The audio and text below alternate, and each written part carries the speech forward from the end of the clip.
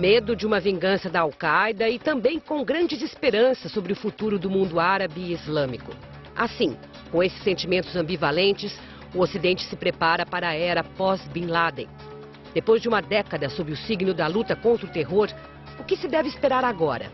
As apostas mais certeiras têm relação com a política americana. Dificilmente o presidente Barack Obama deixará de ser reeleito no ano que vem. E vão aumentar as pressões para uma rápida retirada do Afeganistão. Tudo mais se resume ainda a uma grande interrogação.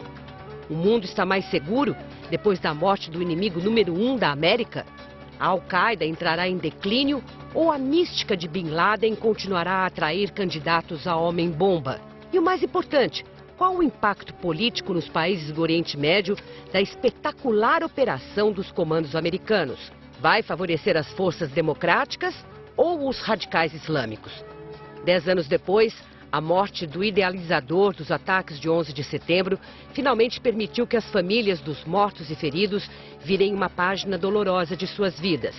Daí as celebrações, que irromperam nos Estados Unidos na noite de domingo. A grande maioria de americanos não foi tão longe, mas alguns podem ter se lembrado com satisfação silenciosa da ironia do escritor Mark Twain, que disse, abre aspas, nunca desejei a morte de um homem, mas tenho lido alguns obituários com grande prazer. Fecha aspas. E para analisar o impacto da morte de Bin Laden e suas consequências políticas no Oriente Médio e no mundo, recebemos Luiz Felipe Lampreia, ex-ministro das Relações Exteriores do Brasil, e William Vac, jornalista, nosso colega aqui da Globo. Sejam muito bem-vindos. Boa noite, mãe. 48 horas depois do acontecimento, eu pergunto a vocês quais são os principais desdobramentos, o que foi mais relevante até aqui, na opinião de vocês? Eu acho que o principal é a morte do ícone do terrorismo, né? Operacionalmente, eu não creio que isso vá fazer uma diferença enorme, porque a Al-Qaeda, na verdade, já opera com uma multiplicidade de filiais, né? É um sistema de franquias, alguém falou, né? Mas, de qualquer modo, o símbolo Bin Laden é um símbolo poderoso e é um triunfo pessoal para o presidente Obama e certamente para os Estados Unidos também, não há dúvida nenhuma. Inclusive, lembrando que os Estados Unidos tiveram, em passado recente, desastres terríveis de operações similares, por exemplo, da Somália, aquele Black Hawk, foi objeto de um filme, a operação do salvar os reféns de Teherã, que também terminou em chamas, helicópteros se chocando no meio do deserto. É a primeira vez que os Estados Unidos têm uma vitória clara numa situação militar delicada e importante. Os Estados Unidos redimem a sua imagem, mas a imagem do Bin Laden como símbolo, quer dizer, é melhor morto ou vivo? Eu acho que os americanos vão ter que aprender a lidar com uma difícil realidade depois dessa bem-sucedida operação militar. A fase da comemoração provavelmente já se encerrou. Vem a fase agora do que fazer diante desse fato. Mostra, por exemplo, a dificuldade que o vitorioso tem de lidar com o cadáver do inimigo. Aliás, uma coisa que a gente registra muito na história, começando pelo que o Exército Brasileiro fez com o cadáver de Antônio Conselheiro na Guerra dos Canudos. Exato. Ele foi exumado 2 vezes para alguém poder cortar a cabeça. Ou seja, lidar com o morto, o vitorioso, lidar com o cadáver do morto, não é fácil. Os israelenses jogaram as cinzas de Adolf Eichmann, que foi julgado, condenado e enforcado em Israel, no mar. Então há uma série de precedentes para isso. Com isso eu estou respondendo a sua primeira questão, como lidar com o símbolo. A segunda, isso o Luiz Felipe é muito mais especialista do que nós dois juntos aqui, Mônica, porque foi um operador de política externa, é antecipar que tipo de consequência a morte desse símbolo tem. Fica ainda a guerra no Afeganistão como ela está? Que tipo de aliado é esse do Paquistão no qual não se pode confiar?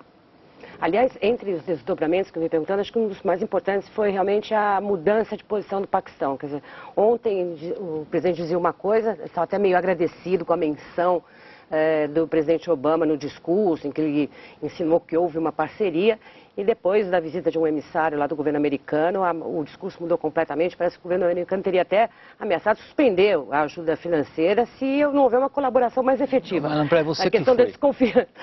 Você que foi ministro das Relações Exteriores, o que faz um ministro das Relações Exteriores nessa hora? Se você estivesse no lugar da Hillary Clinton, você telefonava lá para Islamabad e dizia, escuta, ou vocês são cúmplices ou vocês são incompetentes?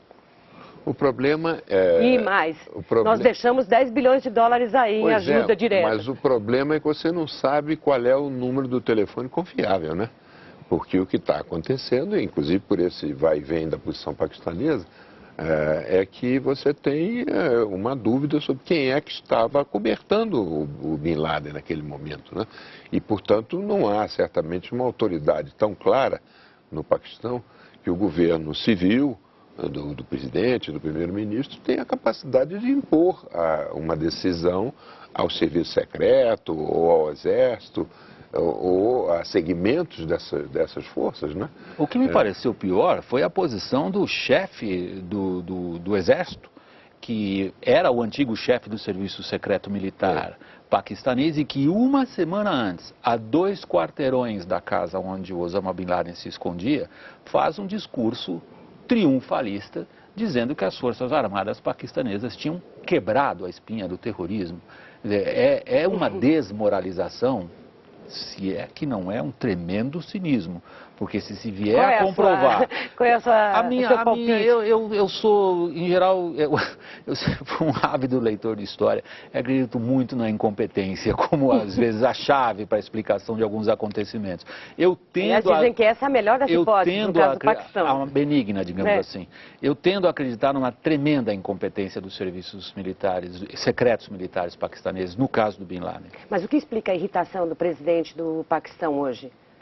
Bom, eu acho que presidente de país algum pode ficar quieto no momento em que o mundo inteiro aponta o dedo para ele e diz mais ou menos o que nós estamos conversando aqui, ou vocês sabiam e eram cúmplices, ou vocês não sabiam, isso é tremendamente... Mas ontem ele escreveu um artigo, o presidente do Paquistão, foi publicado no mundo inteiro, inclusive aqui no Brasil, dizendo que ele estava muito feliz porque isso tinha acontecido, finalmente. Mas ele deve ter sofrido uma pressão muito grande. Quando ele disse isso, ele deve ter sofrido uma pressão muito grande. Então, como é que o senhor me diz uma coisa dessa, no momento que uma força estrangeira, sem nos avisar, sem querer a nossa participação, faz uma operação de guerra no nosso país e depois proclama uma vitória extraordinária nas nossas barbas. Mais uma prova da incompetência militar deles, porque os americanos passearam pelos céus do Paquistão à livre vontade, fizeram o que quiseram, e depois de tudo encerrado é que o Obama pegou o telefone e ligou para os Zardar e diz, olha, nós estivemos aí e aprontamos uma confusão. E hoje jogaram mais sal na ferida, porque disseram que não podiam ter avisado o Paquistão antes, porque senão inevitavelmente chegaria aos ouvidos do Bin Laden. E quem disse isso foi o diretor da CIA, que agora é o secretário de defesa americano, ou seja, uma tremenda autoridade, chamando os paquistaneses, essa palavra derruba qualquer um, pelo nome, ou seja, não dá para confiar em vocês. Exatamente. Mas, de certa forma, digamos, falando em confusão, também a Casa Branca hoje teve que voltar atrás na sua versão, não é? A tal da narrativa dos fatos que aconteceram lá durante o ataque à casa onde estava escondido o Bin Laden. Você se refere ao fato do Bin Laden não estar armado na última versão? De não versão estar armado. espalhada pela Casa Branca? De não ter usado a mulher como escudo, de ter resistido, mas como é que alguém resiste se não está armado? Parece que também o Paquistão poderia ter insinuado que o testemunho da filha do Bin Laden, que está sob custódia do governo paquistanês, vai entrar em choque com essa versão, portanto, esse testemunho poderia daqui a pouquinho desmoralizar a Casa Branca e ela já se meio que desmoraliza, mudando a primeira versão. Né? Eu acho que essa discussão ela se esgota sozinha.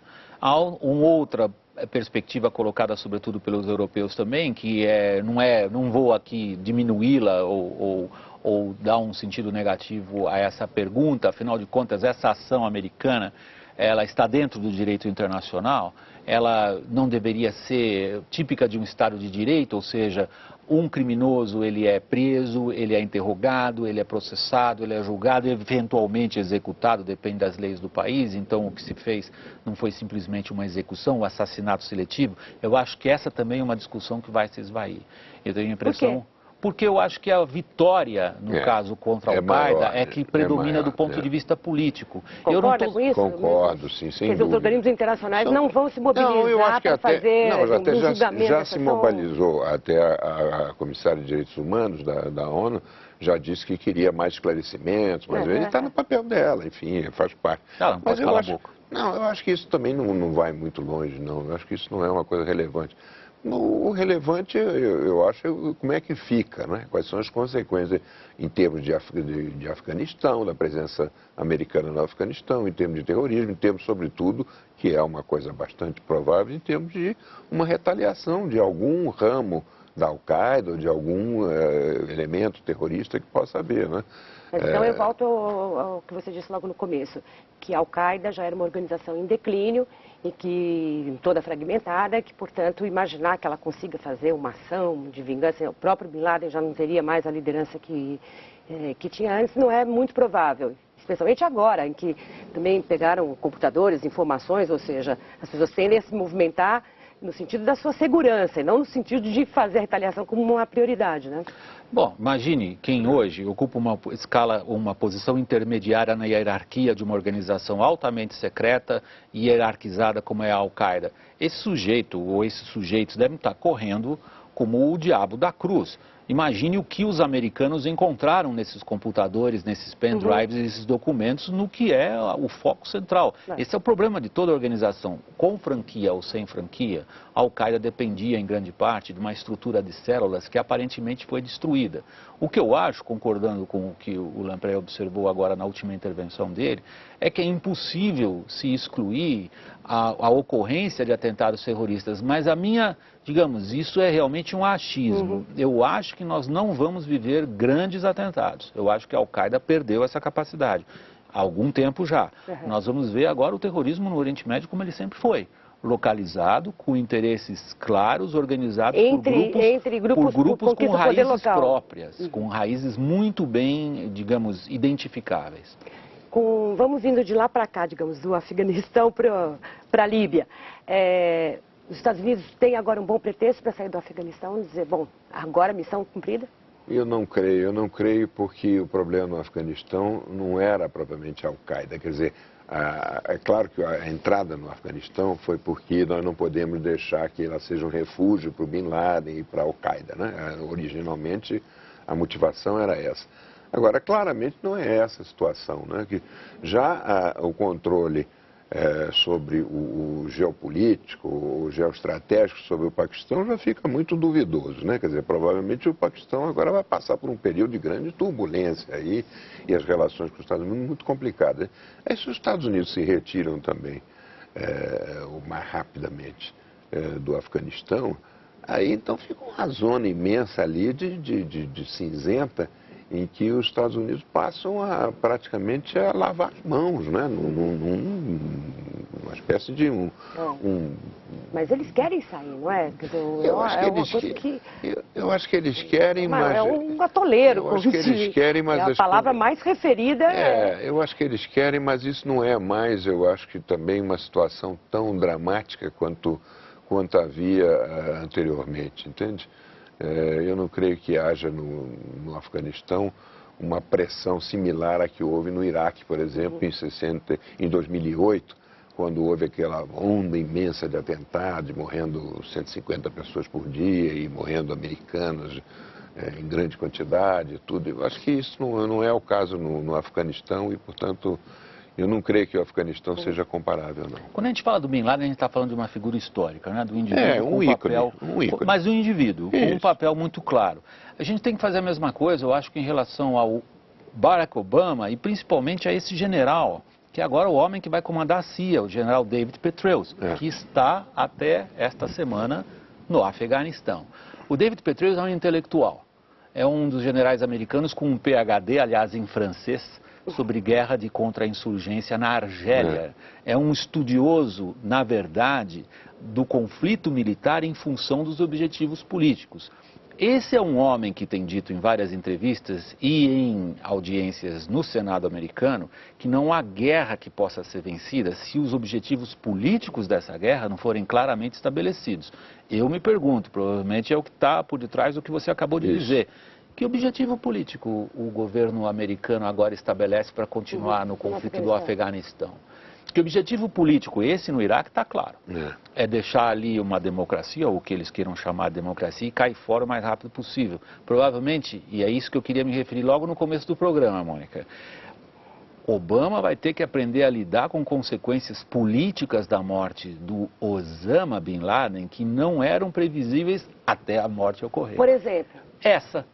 Ela impõe, ela é uma vitória, ela é um triunfo, ela aumenta o cacife eleitoral dele, mas lhe impõe uma definição política mais urgente e mais difícil do que era até o momento em que os SEALs mataram o sujeito lá em Abbottabad.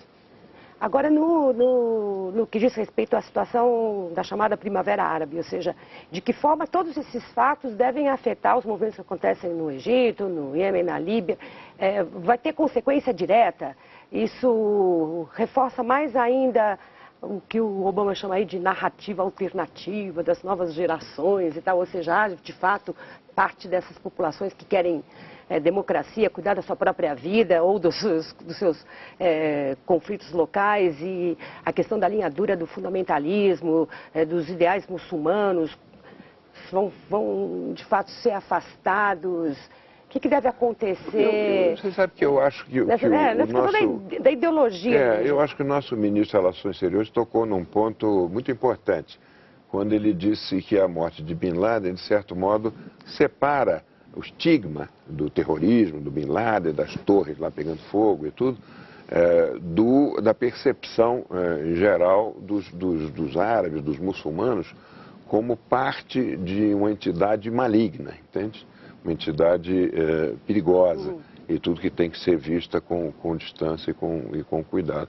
Eu acho que isso pode ser positivo. Agora, impacto direto em todos esses países no Oriente Médio, eu não creio que haja, não. Eu creio que... que poderia recrudescer ou não o ódio aos Estados Unidos. Eu não creio que o Bin Laden tivesse essa força de convocatória, né? essa simbologia de importância. Eu não creio que os árabes, de um modo geral, que estão aí na Praça Tahrir, que estão se revoltando na Síria e tudo, veem no Bin Laden uma referência, um ponto, e, portanto, terão ódio de quem o matou. Eu acho que ele estava derrotado antes de ser morto. Acho que o símbolo da derrota é esse lugar, essa praça no centro do Cairo, que foi sempre o sonho do Bin Laden e dos associados a ele, de conduzir uma revolta no mundo islâmico em geral e no mundo árabe em particular, uma revolta que fosse contra os governos ali estabelecidos. Foi assim que Bin Laden nasceu como ativista político e criou-se como opositor ao regime da Arábia Saudita. Exato. Os Estados Unidos viraram inimigos mais tarde. Nada disso aconteceu. Agora, a Primavera Árabe a gente já está fatiando em as primaveras árabes. Em cada lugar a gente tem um componente religioso. A Síria é particularmente preocupante. Preocupante não no sentido de que as pessoas estão se rebelando contra a ditadura, não é isso que eu quero dizer. Ela é preocupante por causa da posição que ela ocupa, mas porque ali o componente religioso é antigo. E tem a ver com massacres de mais de 30 anos. Há várias coisas que se entrecruzam. Nenhuma delas tem a ver com Bin Laden ou com Al-Qaeda. Que grupos radicais religiosos venham eventualmente, particularmente no Egito, me preocupa, a se constituir numa força sem a qual é impossível organizar a vida política e econômica, se você quiser, isso realmente me preocupa. É uma possibilidade, mas, de novo, não é em torno de Bin Laden. Voltando agora para os Estados Unidos, o que você falou no começo do programa é sobre o que fazer com o corpo, esse corpo que acaba sendo o símbolo da vitória. Pergunto, os Estados Unidos devem divulgar as imagens? Isso vai ter que tipo de efeito no mundo em particular, no mundo árabe, no mundo em geral e no mundo árabe em particular, ou seja, as imagens do sepultamento no mar ou as imagens do ataque. A própria Casa Branca não decidiu ainda o que fazer com essas imagens e há um debate intenso na mídia americana daqui a pouquinho, depois do intervalo.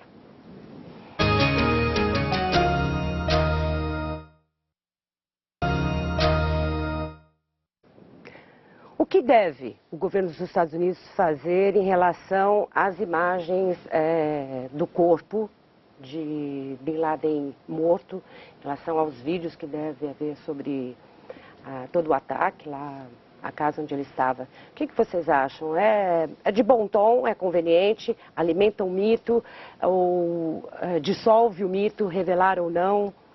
Eu acho que só seria necessário considerar seriamente uma divulgação se houvesse dúvidas importantes sobre o fato, né? Eu acho que não. Muita gente não acredita. Eu sei. A minha mulher mesmo me disse, como é que é? Esse negócio não mostram nada e tudo. No primeiro dia ela foi logo dizendo de manhã, segunda-feira de manhã, tomando café da manhã. Mas eu compreendo isso, que haja dúvida. Agora, se você pensar 2 minutos, você vê que o presidente dos Estados Unidos não pode correr o risco de anunciar um fato desse e, de repente, vir à tona que não foi assim, né? Que foi uma impostura, né? Que foi uma encenação. E isso sempre tem o Wikileaks, sempre tem, enfim, todas as maneiras para vazar, né? Que aconteceu. O próprio Bin Laden reaparece lá, daqui a pouco manda um vídeo, uma entrevista, falando no dia seguinte, dá o número do dia, né? Enfim, eu acho que isso faz com que eu, se fosse o presidente dos Estados Unidos, não divulgaria. Não. Eu acho que, inclusive, porque as imagens devem ser imagens sangrentas, imagens penosas e tudo, né? Eles admitiram que de certo são, modo, levaria a uma sensação quase que de prepotência, né? De tripudiar em cima de um cadáver e tudo. Bom, a perspectiva do governo americano acho que é essa mesmo. Eu, como profissional de comunicação, gostaria que divulgassem sim. Eu acho que os americanos sabem melhor do que nós que isso vai vazar. Isso vai aparecer. Agora, há um outro componente aí que é o seguinte, particularmente em alguns círculos de radicais islâmicos espalhados por toda parte, há um culto ao sangue, ao pedaço de cadáver. É muito patente isso, por exemplo, na guerra Irã-Iraque. O que para nós, para o Museu Militar, digamos, no nosso feitio é considerado inimaginável, que é mostrar fotografias de feridos mutilados, aquilo lá tem um ritual. A ideia do martírio, né? Exato. Então, a imagem, e ao que se lê, no que os funcionários do governo americano vazaram já para a imprensa local, e que ele levou 2 tiros na cabeça, o que arrancou praticamente metade do crânio, imagina o calibre do tiro que ele levou a curta distância, as fotos devem ser terríveis. Agora, vão aparecer. Eu, como profissional de comunicação, gostaria que fossem publicadas. Vou guardar, né? Vamos ver o que vai ser decidido. Provavelmente não vai ser uma decisão fácil e se vazar pode ser até mais complicado, não é? Para o controle da informação. Eles são hábeis nisso. Eu acho que provavelmente eles divulgarão. É uma aposta, hein? Eu acho que divulgarão. Ou pelo menos... Sanitizado, como se diz sanitizado, no jargão. a imagem do sepultamento no mar. Não, mas essa daí não convence ninguém. Não? Não, parece que eles tiraram fotos. Se não aparecer a cara, não. Mas parece que tiraram fotos do rosto. Sem dúvida nenhuma, essa foto foi tirada no momento, com o cadáver ainda quente. Também durante o sepultamento. Sim, depois, com toda certeza. Mas já, digamos, uma certa higiene, né? Vamos ver. Muito obrigada, embaixador Lambert. Muito obrigada, Mônica, William. Muito obrigado. Obrigado a você, pelo debate aqui no Entre Aspas. Obrigada a você também, que acompanhou o programa até aqui. Internauta que participa do blog. O Entre Aspas volta quinta-feira. Até lá.